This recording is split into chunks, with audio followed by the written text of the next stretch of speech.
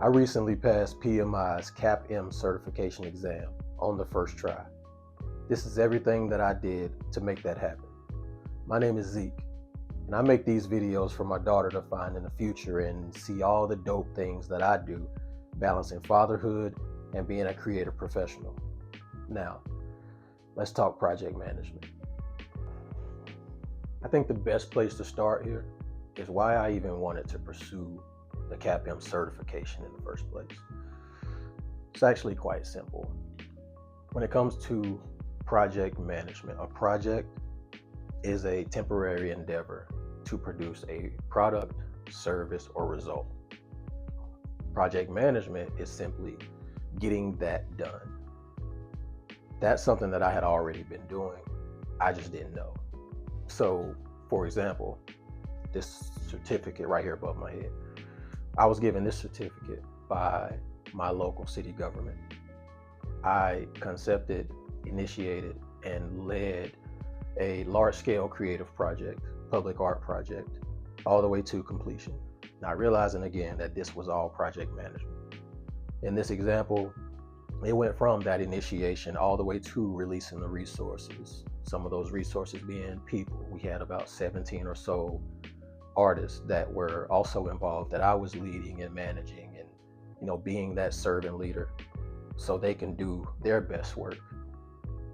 That all is a part of project management. So once I became aware of project management and the CAPM certification, that's when I wanted to gain the official credentials of project manager, because the second reason in my why, I was in between corporate roles. At the time, I had recently had a six-figure corporate contract ended. So I was working in the labor force, driving a truck for a moving company called All My Sons Moving and Storage. I'm saying their name because I don't have anything bad to say about the organization. The job is what it is.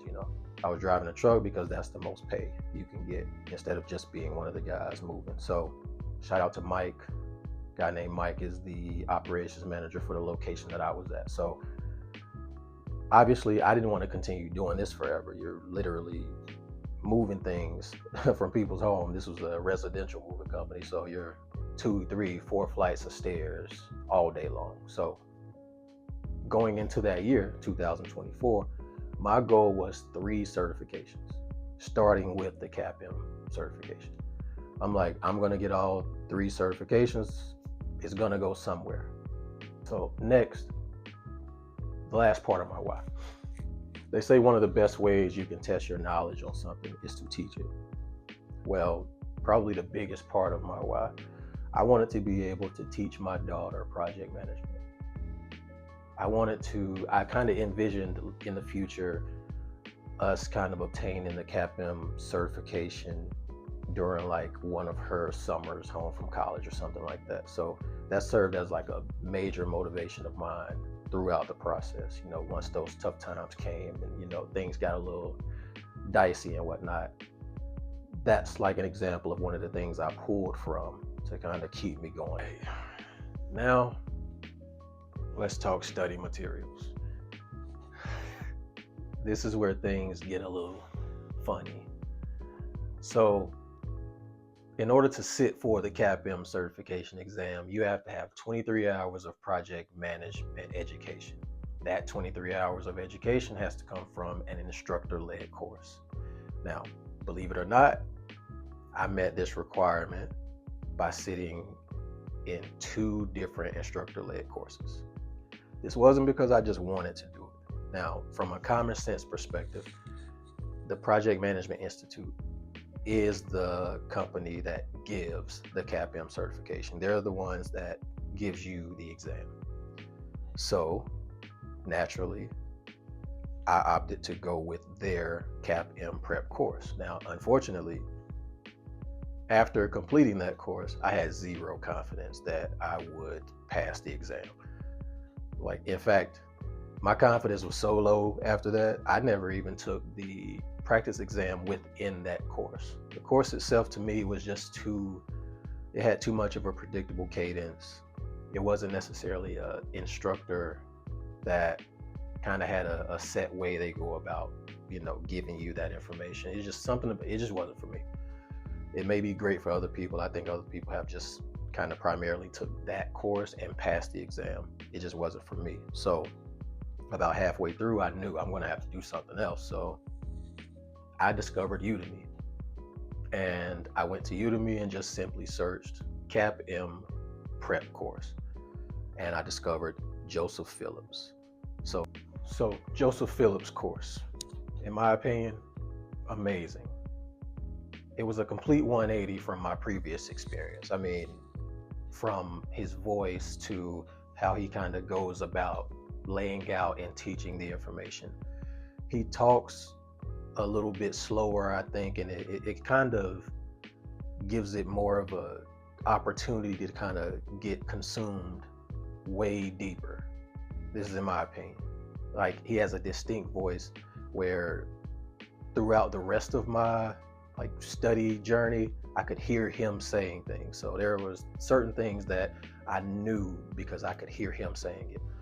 For example, osmotic communication. Today, a big topic is the whole work from home, or how many days you have to go into the office. Well, going into the office has its benefits. One of them being osmotic communication. Osmotic communication is simply information that you get from being within proximity of another person. So that alone I use in my day-to-day conversations, where I'll just pull osmotic communication out of nowhere because I can hear Joseph Phillips saying it. Just certain things because you can hear a person saying it. I think he's great at that. His course is just great. The course itself has chapters, and at the end of each chapter there's a quiz. And that leads me to the next thing, which is questions. I think the bigger benefit, even beyond the great course that you take, is the questions. You want to take as many questions as possible. That way you're testing your knowledge pretty much. So on that note, the quizzes that were in his course at the end of each chapter, I took all of those. You can retake the quizzes. I think I retook quite a few of them, just kind of bettering each score and whatnot. Quickly, not as much as the quiz and other things. I also used this book, this CAPM exam prep. I didn't do as many questions in this book as I did in other things, because at the time of my life, I was kind of on the go. I wasn't carrying this around a lot of places. The job that I mentioned that I had, a lot of my studying was done on that job or, in other places. I just didn't do as much in this book, but, it's highly recommended by other people. But the thing that I did do a lot, in addition to Joseph Phillips' course, is the Pocket Prep app. Now, the Pocket Prep app has two different routes you can take. You can do a free version where you get, I think, up to 1,000 questions maybe, or you can do the paid version, which is $19.99. I went with the paid version because you want to do as many questions as possible. So from my memory, the Pocket Prep app, the things that make it great, you can filter the questions. First of all, you can filter the questions based on any exam for some reason. They just have material on there for any exam. So as it pertains to the CAPM exam, you can filter the questions based on the domain, based on I think it's the toughest questions for you, or missed questions. The missed questions is where I got the most benefit. So I would take exams on this job, quizzes on this moving job that I had. Any downtime I would just take a quick 10-question quiz. So I'm taking 3, 4, 5 quizzes a day. And then from there, I'm studying the questions that I missed. So I have this notebook here that is filled with, these notes are mostly questions that I missed. So I would miss a question, I would write it down, and I would study those questions. And of course, the questions that I also got right, because I was just doing more and more quizzes, and they're going to give you some of the questions that you already answered mixed in with some that you missed. Well, I would filter for the questions that I missed, and I would take quizzes with those questions only. So now I'm kind of getting the things that I missed, they're going down more and more. And that's one of the things that I like about the Pocket Prep app. I don't know how many other people did that route as much as me, but that's something that I leaned on heavy. Studying the questions that I missed. Now, it gives you a statistic too. So if you take 1,000 questions and you get 900 right, that's 90%. You take 1,000 questions, you get 100 right. Well, the more you take quizzes on the questions that you missed and you improve that number, that a percentage goes up. So you can use that as like, I use that as like a confidence thing for me. So of course, I'm cheating, I'm just redoing questions and whatnot. And of course my score is going up that way, but it helped me mentally. So the Pocket Prep app, studying questions that I missed, I leaned on that heavy. This CAPM exam prep book, not as much. I did some, but I'm not a big just sit and do, fill in the bubble question type of guy. And I was on the go, I had a lot. So I didn't use the book as much, but I did a little bit. That was probably the last thing that I did the least. And the quizzes in Joseph Phillips' course at the end of each chapter. He also has 2 practice exams. I took both. I think I got like 70% on each one, like exactly 70.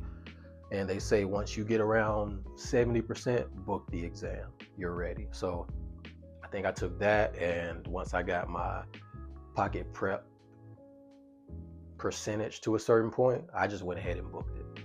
And all of these, to me, I didn't take a bunch of different routes. I didn't use a bunch of different resources. It's just Pocket Prep, this book, and Joseph Phillips' course. That's all I did. I didn't join a study group for this one. I didn't do a bunch of YouTube. I watched a lot of YouTube videos like this, just people talking about their experience and the things that they did. A lot of people did the same things that I did. So I think, honestly, anybody that does exactly that would be completely fine. So now, exam day, the exam experience for me. I opted to take my exam at a testing site. Now, this here is my opinion. I think the other route that you can take, taking it at home, I think that should be the absolute last resort. So the way I kind of go about things, I want to leave no room or as little room as possible for problems. And taking the exam at home, it just has way too much involved to make that happen. You have to show the proctor, who is going to be virtual. You have to show them under your desk, show them your desk, show them the whole room. I think people who have taken it, their experience, they say you can barely move. They move too much, and then you get a warning if you move again. You have to get your test stopped or something like that. I'd much rather just go to a testing site. So the way I approach it, if something bad happens, I want it to be on them. If this goes wrong, it wasn't me, it was them. So life happens, What if the power goes out? What if the Wi-Fi,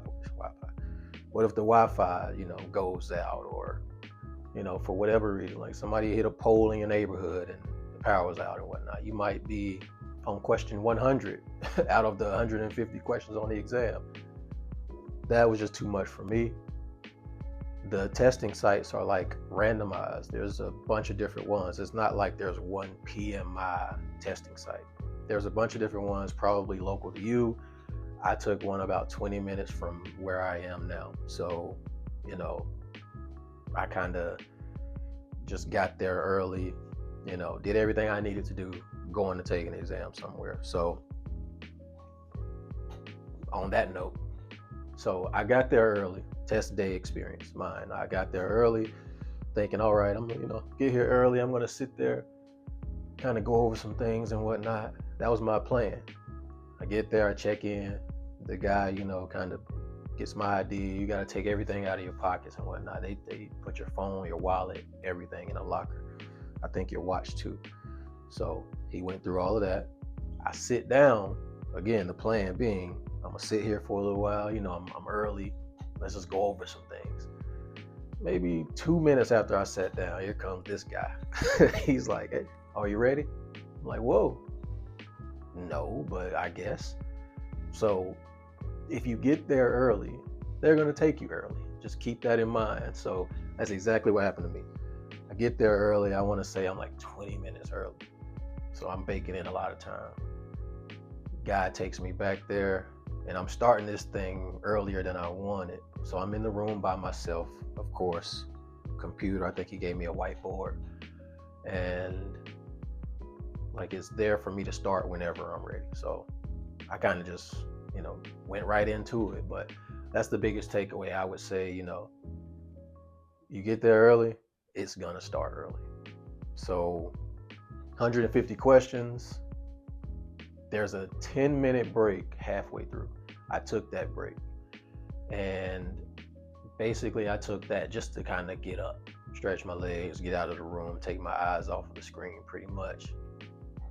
But I mean, it's 10 minutes, it's not like you're going to take a nap somewhere. You're kind of still in it. So I went and splashed some water on my face or something like that in the bathroom, and then just went back in. So things to keep in mind that I remember, you can flag questions, but you only have a certain amount of time. So you kind of just got to keep it going. And obviously that's on purpose. They want to make sure you actually understand what you're kind of being tested for. So you got to keep it rolling. You can flag questions to kind of come back to, but if you understand it, you should be fine. I think there's plenty time allotted to take the exam. So that's what I did. I flagged some. I ended up coming back to some. I think I took up to like the minute, because you can see the countdown going. So I think I took like up to like the minute left. So I don't even think I was able to get back to all the questions that I flagged, but I was fine. It might have been like an anxiety thing. They have about, of the 150 questions, there's about 15 that are like, they're testing you. They're like new questions you haven't seen. They're testing to see if they should add these 15 in the, future versions of the test, I guess. And honestly, I think every time I got one, I knew this has to be one of those. There's no way I'm just clueless on these, and I've studied as much as I have. So I think I realized that every time I got one, that was one of those 15. But, like 3 hours or so, you knocked it out. As much anxiety as I had, I think at the end, man, I was just, it's like I just knew I failed. But it was an anxiety thing, I think. I was just scared. I was like, I think I just failed this thing. So I go out there, and the guy that checked me in, he was like, okay, you're done. He got my name. And then he printed off this paper. And then it's this paper right here. He prints this paper off. It comes off the printer like that. And he does this. I'm sitting right there freaking out like, what are you doing? And he's reading it. I'm like, this ain't your paper, it's mine. I'm freaking out. Like, if you don't give me this paper. He does this, and then he did this and smiled and was like, oh, here you go. And I'm like, here I go. I kind of took it and like I stole something and got out of there because I was just freaking out, ready to see what happened. But this is the exact paper he gave me.